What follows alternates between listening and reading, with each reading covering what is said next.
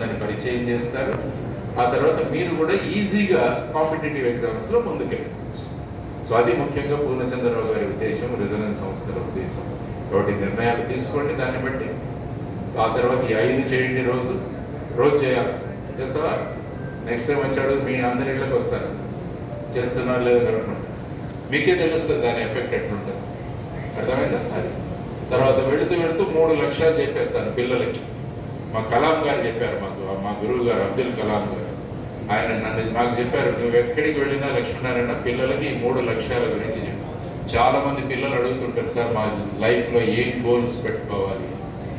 మీ జీవితంలో మొదటి లక్ష్యం మిమ్మల్ని చూసి మీ అమ్మా నాన్నలు గర్వపడాలి. మా అబ్బాయి మా అమ్మాయి అని గర్వంగా వాళ్ళు తిరగాలి.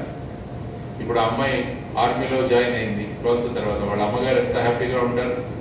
అందరూ అమ్మగారిని అడుగుతారు, ఎలా వెళ్ళింది మీ అమ్మాయి అక్కడ అంటే, అది అమ్మా నాన్నలు మిమ్మల్ని చూసి గర్వపడాలి. ఇది మీ మొదటి లక్ష్యం.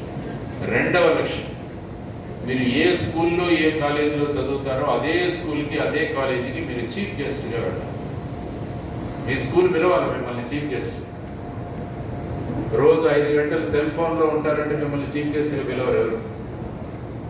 రీల్స్ చూస్తాం మేము రోజు 100 అంటే మిమ్మల్ని చీఫ్ గెస్ట్గా పిలవరు.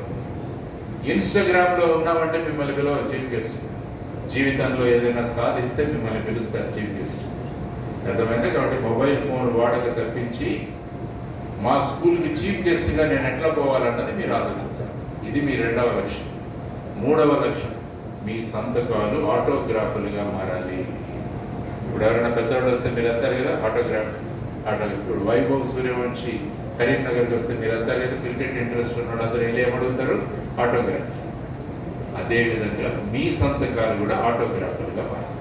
ఈ 3 లక్ష్యాలు పెట్టుకోండి జీవితం. నేను చెప్పిన 5 పనులు చేయండి, ఈ 3 లక్ష్యాలు పెట్టుకోండి, ఫౌండేషన్ చేయండి, మీ లైఫ్ బ్రహ్మాండంగా మారుతుంది. కాబట్టి మళ్ళీ ఒకసారి ఎందుకంటే మనం గుర్తుపెట్టి మర్చిపోతుంటాం.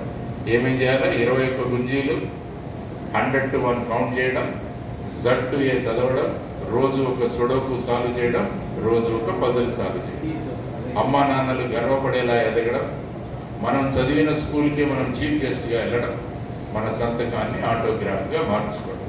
ఈ పనులు చేయండి చాలు, మీరు దేశం బ్రహ్మాండంగా ఎదుగుతుంది. ఈ 3 లక్ష్యాలు మీరు సాధిస్తే భారతదేశం నెంబర్ 1 ర్యాంక్ వస్తుంది. భారతదేశానికి నెంబర్ 1 ర్యాంక్ తేవాలిగా మనందరికీ. మన ర్యాంకు వేరు, దేశానికి ర్యాంక్ తీసుకురావాలి. అది ఎవరు తీసుకురాగలరు? మీరే తీసుకురావాలి. ఈ 3 లక్ష్యాలు సాధించండి. ఈ 3 లక్ష్యాలు సాధించడానికి 5 పనులు చేయాలి.